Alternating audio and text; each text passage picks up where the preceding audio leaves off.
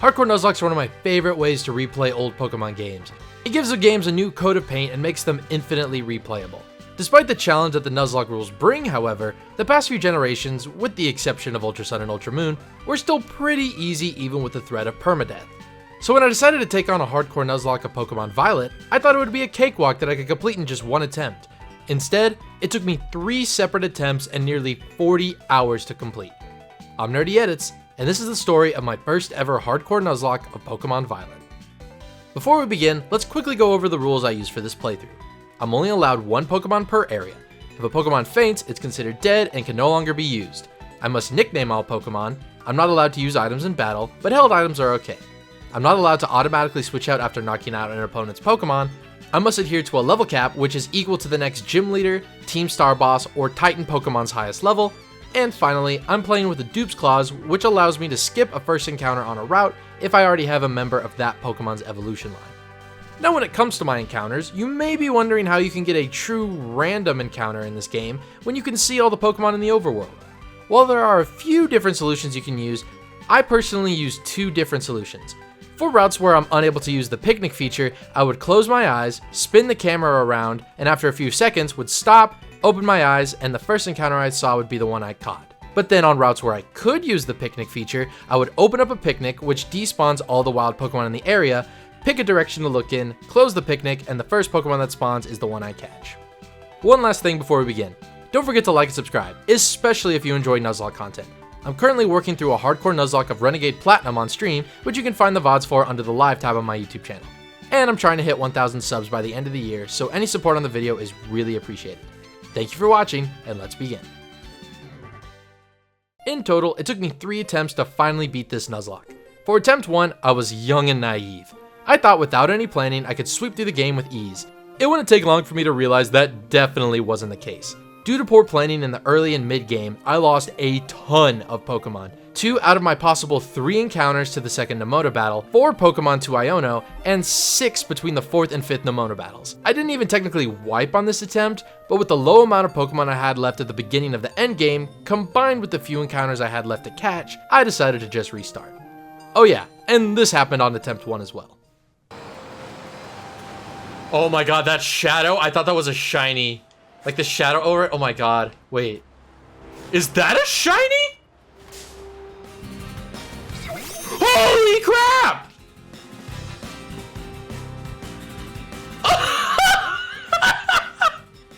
On attempt 2, I started using a damage calculator to help me plan for the absurd amount of boss fights in this game. This helped me avoid any deaths in the second Nemona fight and had me feeling pretty confident that this would be the run. Unfortunately, there was a glaring issue that I wasn't able to accurately account for with my damage calculator: the various Starmobiles. In every Team Star boss battle, the final Pokemon you have to defeat is a special Revavroom that has the same type as the rest of the respective boss's team. I assumed that their stats would be comparable to a regular Revavroom, just with a lot more HP.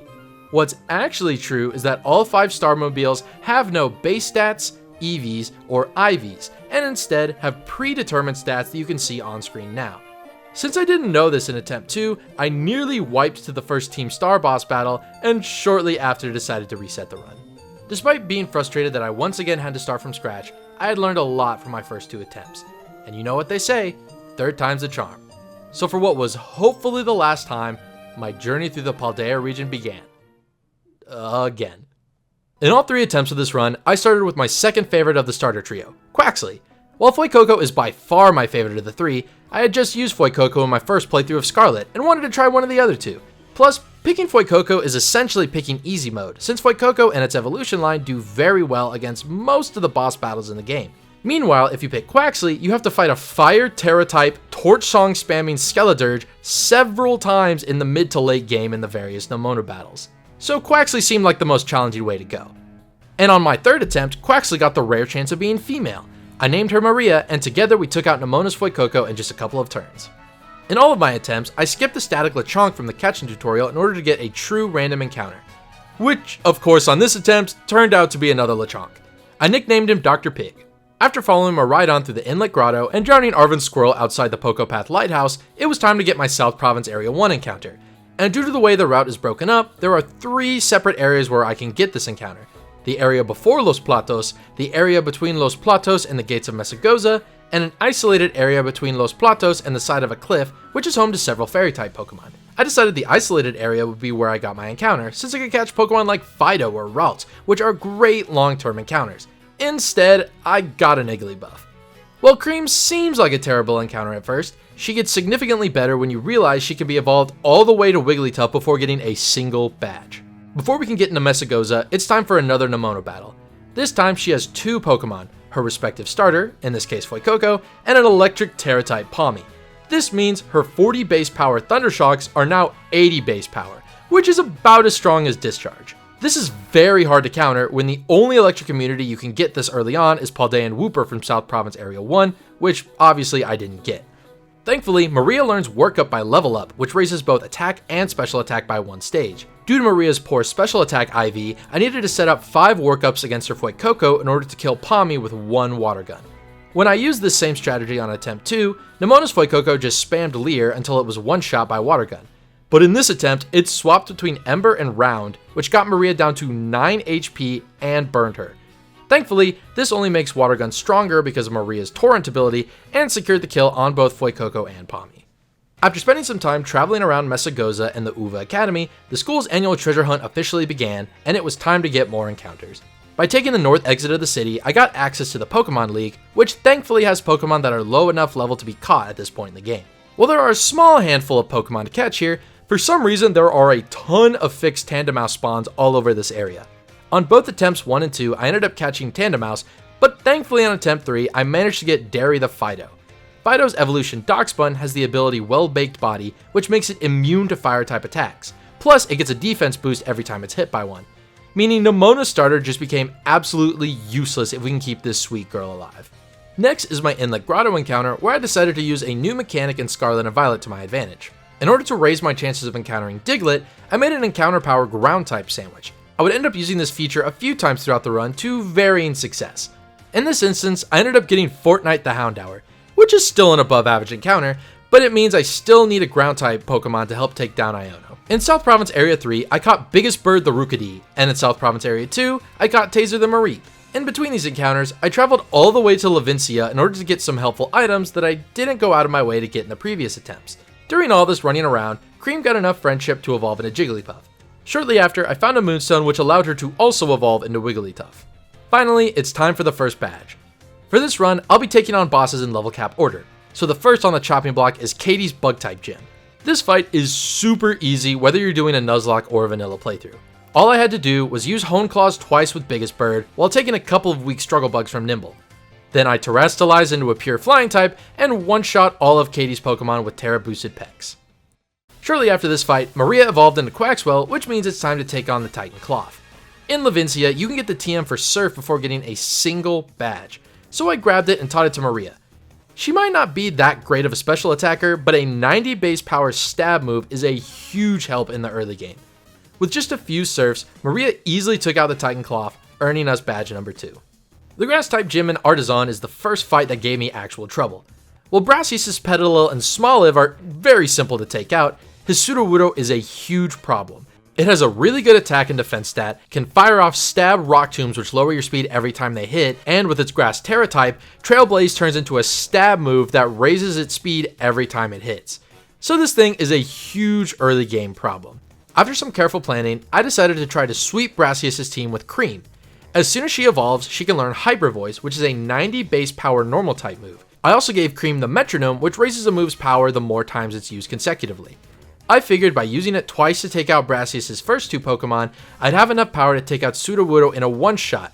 Plus, Cream has a normal Terra type, which makes Hyper Voice even stronger. Feeling confident in my plan, I hopped into the fight ready to claim my 3rd badge. He looks like Timothy Chalamet if he shaved off his eyebrows and dyed his hair green. Okay, so we're just gonna immediately Terrestrialize and Hyper Voice.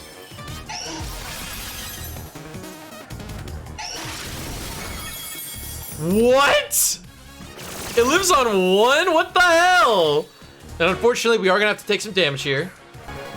Or maybe I get a crit here and don't have to worry about it. Uh-oh. And now it definitely outspeeds. We gotta do some damage calcs here.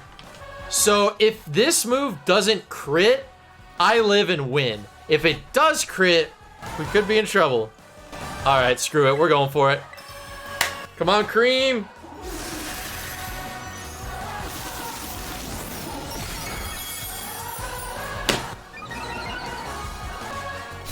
Well, of course I got a crit. Gotta love critical hits. Unfortunately, I didn't have time to grieve because this Sudowoodo was an even bigger problem. Despite being on death's door, it outsped most of my remaining team thanks to its use of Trailblaze. After checking the damage calcs, I realized that Derry could take one hit without dying, and possibly do enough damage with Bite to kill. I couldn't be sure, of course, since I didn't know the exact percentage of Sudowoodo's HP, but I decided to go for it. So after taking a Trailblaze, Derry retaliated with Bite, which left Sudowoodo on 1 HP. Thankfully, even though it now outsped every member of my team, Pseudo's fate was sealed. I swapped into Biggest Bird to take a Trailblaze and bait Rock Tomb. Then I swapped into Maria to take the Rock Tomb and used a priority Aqua Jet to finally take down Brassius, though it wasn't without a casualty. Thank you for your service, Cream. You won't soon be forgotten. Before getting my next badge, it's time for another encounter. In West Province Area 1, I again tried to use a ground-type encounter sandwich to get a Phanpy to help out against Iono. Unfortunately, I went AFK just before making the sandwich and didn't realize it became nighttime while I was away. So after making the sandwich, I ended up finding Weezer the Ghastly instead, who would immediately be sent to the box. The fight against the Titan Bombardier is next. Taser, now a Flaffy, immediately terrestrialized and began firing off Terra-boosted Thundershocks. 2 defeated the Titan, though a Rock Throw and Wing Attack brought Taser down to below half HP. At the beginning of round 2, where you team up with Arven, I was surprised to realize you don't get healed between fights, which is a huge problem. Turn 1, I swapped to Derry to take a Wing Attack, and Arven's Knackley did minimal damage with Rock Throw. Next turn, I sent out Dr. Pig, now an Oink alone, to take a Rock Throw while Knackley did some decent damage with a critical hit Smackdown. From here, a combination of Dr. Pig's Covets and Knackley Smackdowns easily took out the Titan Bombardier. With 4 badges secured, it was time for more encounters. Though from here on out, I'll only be mentioning encounters that are actually useful to the run. In the West Paldean Sea, I caught a Shelder named Clamps.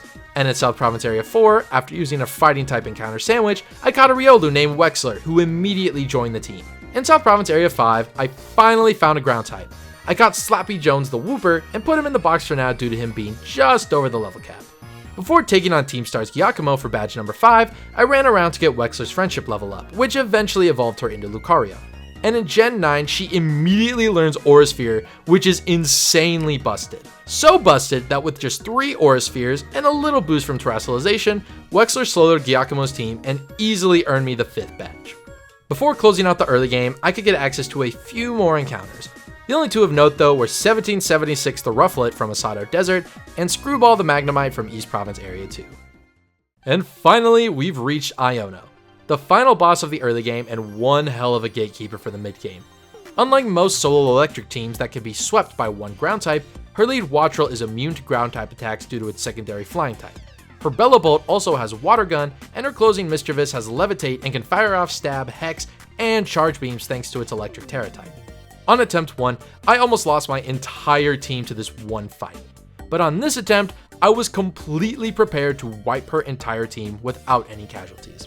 Iono leads with Wattrel, and I led with Taser. With 2 Thunderbolts, which he learned from a TM I picked up from the outskirts of Puerto Maranata, Taser fried Iono's bird while taking minimal damage. Iono then sent out Luxio, so I swapped into Slappy Jones, who evolved into Clodsire just after the Lavincia gym puzzle. Unfortunately, Slappy took more damage than I would have liked due to Bite flinching him several turns in a row. Eventually, a Terra boosted dig went through and one-shot the Luxio. Next up is Bellybolt, which is completely walled by Clodsire. It obviously can't do any damage with Spark because of Slappy Jones' ground typing, and Water Gun actually heals me thanks to Slappy's water absorbability. So a couple of digs also takes out Bellybolt. Last but not least is her terrifying Mismagius. But thanks to the encounters I picked up on the way to this fight, Iono's ace couldn't get a single hit on me. With Slappy on the field, the only move Mismagius wanted to go for is Hex, so I swapped into Dr. Pig, who is immune to ghost type attacks. Next, she'll want to go for Confuse Ray, so I swapped Slappy Jones back in to take a Confuse Ray and bait out Hex. Then I swapped back into Dr. Pig to avoid another Hex. I did this over and over again until Mismagius used up all her Confuse Ray and Hex PP, at which point I sent Slappy Jones back out since all Iono's ace could do was use ineffective charge beams. Then Slappy took out the ghost side with a couple of poison jabs. With that, I earned my 6th badge and made it to the mid game with only 1 death so far. Following Iono, I got my team to the next level cap, which allowed Derry to evolve into Darkspawn. This means she now has well-baked body and is immune to all fire type attacks, which is perfect because the next boss fight is against Mela, the Team Star fire type boss. By swapping between Derry and Wexler, I was able to stall Mela's lead Torkoal out of all of its Clear Smog PP and most of its Flame Wheel PP. Then after setting up a few workups, Derry baton passed into Maria, who easily took down Torkoal with a Terra boosted Aqua Cutter. The fire type Starmobile retaliated with Overheat for minimal damage, and Maria also one-shot it with Aqua Cutter, securing an easy victory against Mela. Then it was off to East Province Area 3, the home of the next Titan battle. But before taking on Earthworm, I tried using a Dragon type encounter sandwich to increase the odds of encountering Bagon. And I got one! I caught Curly and sent him into the box since he really won't be useful until much later in the game. Afterwards, it was time to fight the Titan Earthworm. But just like most steel types, Earthworm has a great physical defense, but pitiful special defense. So in both rounds with the Titan, Wexler one-shot them with a Terra boosted Aura Sphere without taking a single point of damage. After a couple more encounters, which never got used in battle, it was time to take on the water type gym leader Kofu. With a level cap of 30, I was able to evolve Taser into Ampharos, and with one Thunderbolt apiece, I could easily OHKO every one of Kofu's Pokemon. However, both Kofu's Veluza and Wugtrio still pose a threat. Veluza outspeeds Taser and threatens with the stab high crit Aqua Cutter. Wugtrio then also outspeeds and can hit with Headbutt to flinch and Mud Slap to lower accuracy. Without a reliable way to avoid these hazards, I decided to just hop into the fight and wish for the best. Turn 1, I Terrestrialized Taser, fully prepared to take a critical stab Aqua Cutter. Instead, Veluza went for Pluck for some reason, which did pretty much no damage, and activated Taser's static ability. So Taser killed with a Terra boosted Thunderbolt and was fully healed thanks to her Shell Bell. The Wugtrio came out and used Headbutt, which did little damage, and also activated Taser's static ability. It too was then killed by a single Thunderbolt. And finally, Kofu's Water Terra type Garominoble was outsped and killed with a single Thunderbolt. That's badge number 9. The following badge is the Poison type Team Star badge, which required a lot of planning. Skuntank and Mutt can fire off powerful stab moves and also have decent coverage. Atticus's regular Vivibroom has a fantastic moveset that covers all of its weaknesses, and the Poison Starmobile is just as much of a pain as the rest. I kept going in circles with the damage calc, trying to find a solution where I don't lose any Pokemon. And finally, a perfect solution revealed itself to me. Atticus's lead Skuntank has Sucker Punch, Toxic, and Venoshock. Venoshock and Toxic can't affect Wexler because of her steel typing, and Sucker Punch can only hit if I use an attacking move first. So against Skuntank, I had Wexler set up 6 Calm Minds and 3 Agilities to max out her special attack, special defense, and speed. Then, she swept through Atticus's entire team. Larry's normal type gym is the penultimate boss of this section. His team of Kamala, the Dunsparce, and a normal Terra type Staraptor pose a massive threat, and one wrong move could have cost me several Pokemon or even the run. Thankfully, with the level cap being 36, I was able to evolve Maria into the part fighting type Quaquaval. And with a handful of speed EVs, she was able to outspeed all of Larry's Pokemon. All I had to do was make sure Maria could take out Larry's team without taking too much damage. Larry's lead Kamala has Yawn, so I equipped Maria with the Chesto Berry to prevent her from falling asleep. Turn 1, I went for Bulk Up to boost Maria's attack and defense, while Kamala went for Yawn. Turn 2, I again went for Bulk Up while Kamala missed a Slam. The Chesto Berry then prevented Maria from falling asleep, which allowed her to one-shot Larry's entire team with a few low sweeps. 11 badges down, 7 to go. The final badge in the mid-game is Rhyme's Ghost-type badge. Her gym is unique as it's home to the only double battles in the entire game. Normally, double battles in Nuzlockes are extremely dangerous. One wrong move and your ace gets doubled up on by the opponent's Pokemon, potentially ending your run. However, Game Freak made this fight insanely easy. Every time you knock out one of Rhyme's Pokemon, the crowd begins to cheer, which gives both of your active Pokemon multiple stat boosts. I understand why Game Freak did this. For brand new players, dealing with a double battle can be extremely difficult, but for a challenge like this, it makes this fight too boring. For this battle, I finally brought Fortnite the Houndour out of the box and evolved him into Houndoom. Against Rhyme's lead Mimikyu and Baynet, I sent out Wexler and Fortnite. Baynet hit Wexler with a weak Shadow Sneak. Fortnite hit Mimikyu with Dark Pulse to get rid of its disguise, then took a Slash which took out about 50% of his HP. Wexler then killed Mimikyu with a Flash Cannon, which brought out Houndstone.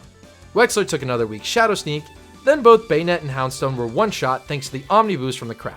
All that was left was the Ghost Terra-type Toxtricity, which easily went down to a single Dark Pulse from Fortnite. That takes care of badge number 12, and officially puts us in the late game. The final 6 badges starts off with a fight against Iron Treads in the Nisado Desert. To avoid a super effective Stomping Tantrum, I equipped Wexler with an Air Balloon to negate the effects of all Ground-type attacks. Iron Treads immediately went for Knockoff to get rid of the Air Balloon, but a single Aura Sphere one-shot the Titan. For round 2, Treads hit Arven's Scavillion with Rapid Spin, and the Terra boosted Aura Sphere from Wexler nearly one-shot. Thanks to a scary vase from Scavillion, Wexler was then able to outspeed on the next turn and take out the Quaking Earth Titan with another Aura Sphere. For Alfrenada's Psychic-type gym, I decided to bring Weezer the Ghastly out of the box and evolve him into Haunter. Rather than immediately evolve him all the way to Gengar, I figured a Haunter could take out Tulip's gym trainers. Unfortunately, a gym trainer's Grumpig tanked a Shadow Ball and retaliated with Psyshock, which killed Weezer in one hit. Thankfully, Fortnite came in and cleaned up the rest of the gym trainers, but that was definitely an annoying loss. Against Tulip proper, I started with Wexler against her Farigiraf. My plan was to set up with Calm Mind, then take out Farigiraf with Dark Pulse. But what I had completely forgotten about was that Wexler didn't know Dark Pulse. She knew Shadow Ball, which doesn't affect the normal type Farigiraf, so I had to come up with a new plan on the fly. I swapped to Fortnite, and Farigiraf set up Reflect. Dark Pulse then one-shot, which brought out Gardevoir. I was afraid of Dazzling Gleam, so I swapped into Biggest Bird, who's now a Corviknight, who took the hit fairly well. A Psychic brought Biggest Bird to about 50% HP, and Steel Wing did just under half. After they swapped hits with Psychic and Steel Wing again, Biggest Bird was left with 44 HP, and Gardevoir only had a sliver. Fortnite swapped in on a Psychic, and killed with Dark Pulse on the next turn. Espathra came out next, and went down to a single Dark Pulse after doing minimal damage with Quick Attack. The Psychic Terra-type Florges was last, and I knew it would go for a Dazzling Gleam for neutral damage. So I Terrestrialized into a pure Fire type to make Fairy type moves not very effective. So 2 Dark Pulses were able to KO Florges and earn me my 14th badge. Immediately after Tulip is the gym battle against Grusha, which was almost as easy as the fight against Katie. Every single one of Grusha's Pokemon went down to a single hit from Wexler, making this the only flawless victory in the entire challenge. Ortega and his team of Fairy types are up next. To start, I sent out Slappy Jones against his lead Azumarill. Azumarill tried to go for Aqua Tail, but thanks to Slappy's Water Absorb ability, it doesn't do any damage. A follow-up Poison Jab does almost 3/4 of Azu's HP. The Blue Bunny gets off a Charm, which means a second Poison Jab just misses out on the kill. Thankfully, Azumarill gets poisoned and faints on the same turn. To get rid of the attack drop, I swapped into Derry against Wigglytuff. Unfortunately, Wiggly used Body Slam, which managed to get the paralysis as well. The next turn, Wigglytuff did good damage with Play Rough, and Derry managed to get off a workup. Thanks to her leftovers, she was able to comfortably take one last Play Rough and Baton Passed into Biggest Bird. Then a single Steel Wing one-shot Wigglytuff. Ortega's own Darkspawn came out, so I decided to get another attack boost with Hone Claws while it just hit with a weak crunch. Before I could get the kill on Darkspawn, however, I managed to get a defense drop after another weak crunch. Darkspawn went down to the following Steel Wing, but that means Biggest Bird was up against the Fairy-type Starmobile with a weakened defense stat. I decided to stay in anyway, and the Starmobile did next to no damage with Magical Torque. But since Ortega's team just loves moves with secondary effects, Biggest Bird became confused. He managed to hit through confusion and do massive damage with Steel Wing, but I was now in a tough position. I decided to stay in again, but this time a combination of Magical Torque and self-inflicted damage for confusion left Biggest Bird with just 17 HP.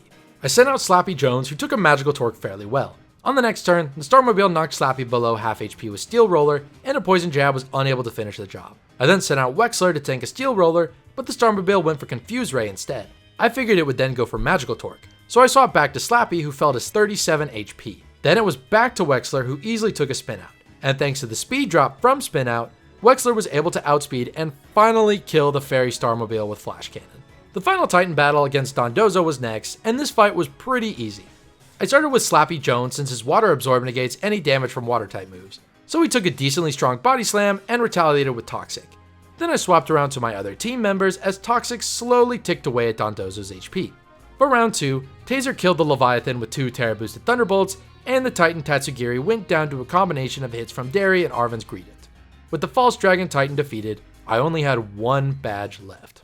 Aerie is the fighting type boss of Team Star, and the holder of the final badge of Scarlet and Violet. She started with Toxicroak, so I sent out Curly, who was now a fully evolved Salamence. Turn 1, I outsped and killed the frog with a single Earthquake. This brought out Annihilate, who threatens to kill with Ice Punch, so I swapped into Biggest Bird to take the hit and get some chip damage since he was holding the Rocky Helmet. A close combat was next, so I swapped to Derry to tank the hit. Since my leftovers made the close combat damage inconsequential, I went for a workup while Annihilate hit with another close combat. After getting hit one last time, Derry Baton passed into Curly, who killed the Angry Pig with Fly. Lucario's next, but it immediately went down to Earthquake. Passimian then took the field, and this is when the fight took a turn for the worse. In order to avoid super effective damage from Rock Tomb, I decided to Terrestrialize into a pure Dragon type. I also figured a Terra Boosted Dragon Claw would kill Passimian. Instead, it survived with just a sliver of HP, and now Curly was slower thanks to the speed drop from Rock Tomb. Completely forgetting how terrestrialization worked, I decided to just take another Rock Tomb and kill on the next turn. But since Curly was no longer flying type, Passimian instead went for close combat, which nearly killed my pseudo-legendary. Even though Curly was still able to take out Passimian, I was planning to use Curly to defeat the Starmobile, so I was in a bit of a pickle now. When the Starmobile came out, I swapped to Biggest Bird, who took a small chunk of damage from combat torque. The Starmobile used Shift Gear to raise its attack and speed, then Biggest Bird did about 40% with Drill Peck. This also activated the Starmobile's stamina ability, which raises its defense stat every time it's hit by a physical move. Next turn, Combat Torque did a good chunk of damage and paralyzed my bird. And of course, he was unable to move due to that paralysis. It was then that I knew I wouldn't be getting through this fight without at least one death. And the first one on the chopping block was Biggest Bird. He served me well through most of the run, but I needed a clean switch into Curly in order to drop the Starmobile's attack with Intimidate. And since BB had little to no HP and was paralyzed, he seemed like an ideal sacrificial lamb. Rest in peace, buddy. You truly were the Biggest Bird. Curly came out to drop the Starmobile's attack, and then I swapped into Slappy Jones to take a weak Combat Torque. The Starmobile again used Shift Gear, and a weak Earthquake activated Stamina again to boost its defense stat. After a lot of deliberation, I decided it was time to let Slappy go down as well. The Starmobile's high horsepower nearly killed Slappy, and an Earthquake did almost no damage and once again activated Stamina. Really don't know what I was thinking here. Then on the next turn, a weak spin out took out Slappy's remaining HP. With no time to grieve, I sent out Curly once again to get rid of the Starmobile's attack boost. Then I swapped back into Derry, who fell to 20 HP from a Combat Torque. Though with leftovers, she ended up at about 28 HP. After even more deliberation, I finally accepted that Derry would not be making it out of this fight either. Every Starmobile went for Shift Gear on the next turn though, so a Play Rough did decent damage considering all the defense boost from Stamina. But after that, the Starmobile hit with Spin Out and put an end to the sweetest of girls. But thankfully, the slaughter was finally at an end.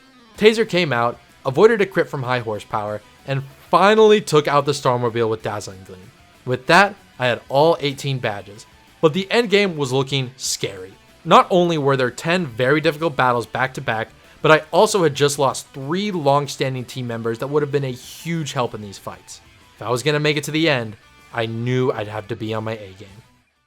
Before doing any team crafting for the endgame, I had to grab the finals encounter of the run. I grabbed Mama the Ursaring from North Province Area 2, and Dome the Fortress from Sokurit Trail. It was then time to begin the Endgame Gauntlet, starting with the fight against Clavel.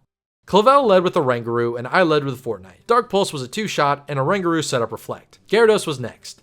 Expecting an Earthquake, I swapped to Curly to avoid the attack and lower Gyarados' attack with Intimidate. Then I swapped to Wexler to take a very weak Stone Edge. Then back to Curly to avoid Earthquake and drop Gyarados' attack again. Over the next few turns, I swapped back and forth between Curly and Wexler, all the while lowering Gyarados' attack to get a clean switch into Taser. When he eventually came in, Stone Edge did next to nothing and a Thunderbolt one-shot Gyarados. Next up is Abomasnow, who immediately sets up Aurora Veil, which is essentially Reflect and Light Screen all in one. Thankfully, a Flamethrower from Fortnite still one-shot. Clavel then sent out his own Houndoom. A Thunderfang was its only move that could do any damage, so I pivoted to Wexler to take the hit, then into Maria to take a surprisingly strong Fire Blast. A single close combat killed the Hellhound. Aurora Veil ended, and Poltergeist came out. Fortnite came back out and took a Shadow Ball, which also lowered his special defense. A follow-up Dark Pulse killed the Teapot, bringing in Clavel's Meowscarada. And here's where I messed up. According to my damage calculator, even a Terra-boosted Flamethrower wouldn't kill Meowscarada, which didn't seem right to me. What I didn't realize was that on my damage calculator, I still had Aurora Veil factoring into damage rolls, which means that if I had stayed in and went for Flamethrower, I would have won the battle deathless. Instead, I swapped into Curly expecting a Terra-boosted Flower Trick, but Meowscarada went for Play Rough instead, which thanks to Intimidate did a little under half. Mama the Ursaring swapped in since she was the most expendable and took a Play Rough. I then decided to just let her go down to Flower Trick since I needed a clean switch back into Fortnite. Still believing a single Flamethrower wouldn't win the fight, I decided to go for it anyway.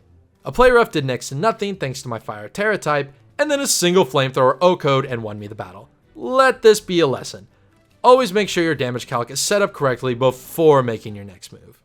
Finally, it's time for the Elite Four. Even though you can technically access the PC box in between fights, I decided to lock in my team after entering the Pokemon League. My team for the league was Maria the Quaquaval, Taser the Ampharos, Wexler the Lucario, Fortnite the Houndoom, Curly the Salamence, and newcomer Dome the Fortress. Let's see if this motley crew has what it takes to become Hall of Famers. First up is Rika, who leads with Wishcash. I started with Dome and immediately set up with Stealth Rocks to avoid her Donphan's sturdy ability. Whiscash hit with Muddy Water, which activated Dome's eject button, which allowed me to get a clean switch into Maria. Next turn, I terrestrialized my starter and used Bulk Up, and Whiscash went for Future Sight. Then Maria swept Rika's entire team while only taking damage from a weak Future Sight. Terra boosted Liquidations did the trick for her first 4 Pokemon, but her Clodsire had to be taken out with Ice Spinner due to its water absorbability. Poppy and her Steel types are second. She started with Copperajah, and I once again started with Dome. Unfortunately, Copperajah's sheer force ability negates the effects of the eject button, which is why Dome's only attacking move is Volt Switch. I once again set up Stealth Rocks to negate Magnezone's sturdy ability, and a high horsepower did nothing. Then the plan was going to be to Volt Switch to Fortnite, who would be equipped with an air balloon. Unfortunately, I forgot to equip him with the air balloon, so I had to come up with a backup plan on the fly. I swapped a Curly to lower Copperajah's attack, and it went for Stealth Rocks. Dome came back out to take a Play Rough, and used Volt Switch for some chip damage, and then Curly came back out. After a lot of deliberation, I decided to send out Wexler to hopefully take a Play Rough. Instead, the Metal Behemoth used a weak Heavy Slam and went down to a single Aura Sphere. Bronzong came out and threatened with Earthquake, which meant I couldn't switch directly into Fortnite. So instead, I pivoted into Maria to take a hit and Bait Zen Headbutt, which allowed me to get Fortnite in for free. From here, my original plan was in motion. I terrestrialized Fortnite and began sweeping the Toddlers team with a bunch of flamethrowers. What I didn't realize was my original plan had a huge flaw. Poppy's Ace Tinkaton was faster than Fortnite and managed to kill him with a Stone Edge before I could land the finishing blow. This death really sucked. If I double checked the stats of Poppy's Pokemon, I could have planned accordingly and found a way to get through deathless. But I didn't, and I lost a good Pokemon that would have been a huge help in the following battles. Rest in peace, Fortnite. Our eventual victory royale will be in your memory.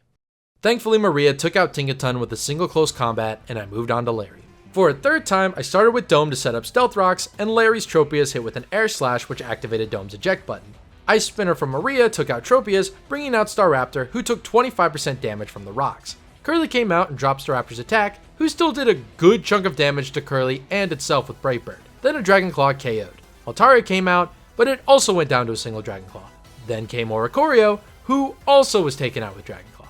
Larry's Flamigo was last, so I went into Taser to take a weak Throat Chop. Then I attempted to lower Flamingo's attack with Curly's Intimidate, but this is how I figured out that Scrappy prevents a Pokemon's attack from being lowered. So even a resisted close combat knocked Curly into the orange. But thanks to the Stealth Rock damage and a defense drop from close combat, a Terra boosted Dragon Claw finished off Larry's ace. Hassel and his dragons were the final trial of the champion assessment, but they were the easiest by far. Dome took a Super Fang from Noivern and set up with Stealth Rocks. Then Curly switched into an Air Slash, and thanks to his Choice Scarf and extra damage from Stealth Rocks, Curly was able to outspeed the rest of Hassel's team and take them all out with one Dragon Claw apiece. Top Champion Gita was next, but just like a casual playthrough, her team isn't very threatening. Her Espathra is first, but it went down to one Terra boosted Liquidation from Maria. Go-Goat's next, so it's off to Curly to take a Horn Leech and kill with Dual Wing Beat. Veluza's Ice Fang did next to nothing on Taser, who on the next turn killed with Thunderbolt. Avalugg then threatened with Earthquake, so I pivoted into Curly to avoid it, and then into Wexler to take an Avalanche and kill with Aura Sphere. King Gambit also went down to one Aura Sphere, and then Glomora came out last. Earth Power did less than half to Maria, and a Terra boosted Liquidation took down Gita's last Pokemon and earned our team the champion status. But we weren't done yet. There are still 4 fights in between me and the end of the run. Penny and her evolutions are up first, and she leads with Umbreon. A single close combat from Maria is a one-shot, and then Jolteon came out. Taser came in holding the Assault Vest to take a Thunder, but Jolteon missed, allowing me to get in for free. Expecting a quick attack, I went to Curly, who instead was hit by a devastating Thunder, which paralyzed and knocked him below 50% HP. I could no longer stay in and kill with an Earthquake, so I switched to Screwball, who was now a Magnezone. 2 Thunders did over half HP, and a Tri-Attack did under 50%. Taser came back out and once again avoided Thunder. After avoiding another Thunder on the next turn, he did a decent chunk of damage with Dazzling Gleam. After dodging one last Thunder, a Dazzling Gleam finally took out Jolteon. Flareon's up, so I switched into Clamps the Cloyster, who nearly died to a critical hit Flare Blitz. On the next turn, I Terastallized into a pure Water type and used Protect. Then I went for Shell Smash, which lowered Clamps' defensive stats in order to boost his attack, special attack, and speed. But thanks to his White Herb, his defenses were returned to normal, which was great since a second Flare Blitz knocked Clamps down to 21 HP. On the next turn, Flareon went down to Razor Shell, which brought out Leafeon. Thankfully, Leafeon opted to not go for Quick Attack, so an Icicle Spear, which was guaranteed to hit all 5 turns thanks to Skill Link, defeated Leafeon. Vaporeon's Hydro Pump did a small chunk of damage to Taser thanks to his Assault Vest. Then for some reason, Vaporeon went for Baby Doll Eyes, and the Thunderbolt nearly one-shot. Another Hydro Pump didn't do much, and a Volt Switch KO'd and gave me a free switch into Dome for Penny's Ace Sylveon. Turn 1 I used Protect, but even after terastallizing, Sylveon only went for Baby Doll Eyes. Then I went for Volt Switch, which did next to nothing but allowed me to switch to Screwball. However, a Terra boosted Moonblast left Screwball with only a sliver of health. Knowing that a Flash Cannon wouldn't kill, I decided to go for Thunder Wave to prevent it from moving on future turns. But sadly, this means a Shadow Ball would put Screwball 6 feet under. Taser came in after, and a Volt Switch did a decent amount and sent out Dome to take a Terra boosted Moonblast. Outside of the Elite Four, I knew that Dome wasn't going to be super useful, so I decided it was time for him to make the ultimate sacrifice. I clicked Explosion, and Sylveon managed to survive on the tiniest sliver of health possible. Maria was then able to come in and finally take out Penny Sylveon. It's a bit unfortunate I lost 2 bulky Pokemon before reaching the end of the game, but Screwball and Dome's deaths thankfully weren't run enders. The next fight is Arven, who is significantly easier to take down. He starts with Greedent, who gets one shot by a Terra boosted Aura Sphere from Wexler. His follow-up Scovillian also goes down to 1 Aura Sphere, and then Toadscruel was out next. 1776 the Braviary, who I caught as a Rufflet back in Asado Desert, came out, but was put to sleep from Spore. But since all Toadscruel could do was hit it with a few weak Sludge Bombs, I stayed in, and 1776 eventually woke up and OHKO'd with Aerial Ace. Garganacl came out to kill with Stone Edge, so Wexler took the hit and demolished the Golem, as well as Arven's final 2 Pokemon, with 1 Aura Sphere apiece. The final battle with the Mona was next. She leads with Lycanroc, who immediately goes down to Maria's close combat. Pawmot goes for the kill with Double Shock, but Taser swapped in and easily took the hit. Curly came out and took a close combat, then went for Earthquake, which definitely should have killed. Instead, it left Pawmot with a sliver of HP, and an Ice Punch nearly killed Curly. This is how I found out that Double Shock gets rid of Pawmot's electric typing, meaning it was a pure fighting type that would have easily gone down to a dual wing beat after the defense drop from close combat. Either way, Curly managed to take it out with another Earthquake and lived to see another day. When Goodra came out, Taser tanked a Dragon Pulse decently well thanks to his Assault Vest. Another Dragon Pulse dropped him into the yellow, and a Volt Switch hit for some chip damage and brought out Maria. Then with 3 more close combats and a Terra boosted Liquidation, Maria swept the rest of Nemona's team. With all 3 storylines conquered, there was only 1 fight left. It is finally time for the final battle of the run with AI Toro at the bottom of Area 0, and his team is incredibly terrifying. His Paradox Pokemon have great base stats, dual typings that make it difficult to hit for super effective damage, and unlike every other fight in the game, most of his Pokemon have random IVs, which makes planning accurate damage rolls nearly impossible. At least it was the final battle of the run, so if anyone goes down, it won't impact any future battles. Toro starts out with Iron Moth, and I start with Curly. An Earthquake one-shots, and Iron Bundle comes in. I switched to Taser, who easily took a Freeze Dry. On the next turn, Bundle went for Snowscape, and Thunderbolt got the one-shot. Iron Thorns threatens with Earthquake, so I swapped to Curly to avoid it and killed with an Earthquake on my own. The terrifying Iron Hands was 4th. The Cyborg Hariyama is one of Toro's scariest team members. Electric and Fighting means it can only take super effective damage from Ground or Psychic, but even if I can hit with one of those types, the random IVs more than likely mean I won't be able to kill in one shot. To start, I sent out Taser to take a Fake Out, then went back to Curly to drop Hands' attack and take a weak Drain Punch. Then I went for Earthquake, which did over half, and a Thunder Punch did surprisingly low damage even with Iron Hands' -1 attack, which means it probably has a pretty low attack IV, so a second Earthquake knocked it out. Taser came out to face Iron Jugulis and took a Dark Pulse, which thanks to his Assault Vest didn't do too much. On the next turn, I Terastallized and took another Dark Pulse and killed with Thunderbolt. Toro's final Pokemon is Iron Valiant, and this thing is a monster. While the rest of Toro's team has random IVs, Valiant has an IV stat of 30 across the board, which means its stats are nearly perfect. It's also holding the Booster Energy, which increased its attack stat by 30%. So I didn't have a lot of Pokemon that could comfortably take a hit from this beast. My initial plan was to sack Trix the Garganacl, who was my Area 0 encounter, which would allow me to get a clean switch to Wexler, who was holding the Focus Sash. Then a close combat would have knocked Wexler to 1 HP, and a counter would have killed Iron Valiant. But then I realized there was a way to get through this fight completely deathless, though it was a bit of a risk. I brought out Curly to take a Brick Break and drop Valiant's attack. Thanks to Curly's Choice Scarf, I'm able to outspeed. However, a dual Wing Beat wasn't guaranteed to one-shot, but a Fly would. But Fly is one of those annoying moves that has a 90% accuracy, which in Pokemon means it has about a 50-50 shot of actually hitting. So Curly flew into the air, avoiding a Spirit Break. Then on the next turn, Curly successfully connected with Fly, which defeats AI Toro and officially ends my first hardcore Nuzlocke of Pokemon Violet. This challenge ended up taking way longer than I initially thought. Most modern Pokemon games, even with hardcore Nuzlocke rules, are still relatively easy. But with over 30 boss fights, tight level caps, and a significant difficulty spike going into the endgame, holy crap was this a challenge. Admittedly though, Nuzlocking this game was a huge pain in the ass. There are so many unskippable story elements, which makes resetting failed attempts sting that much worse. And after 3 attempts and seeing the same cutscenes over and over, I was starting to lose my mind. So if anyone out there is wondering if they should try a Gen 9 Nuzlocke, I really recommend only sticking to the Victory Road story path. It's still a good challenge and lets you skip a significant amount of cutscenes. Anyways, I've been rambling long enough. If you want to catch me live, be sure to subscribe as I stream several times a week right here on YouTube. I mostly stream challenge run content, most of which happens to be Pokemon related. Join the Discord server if you want to get updates on videos and streams, and sub to the VOD channel where I sporadically upload old VODs from my days on Twitch. Thank you all for watching.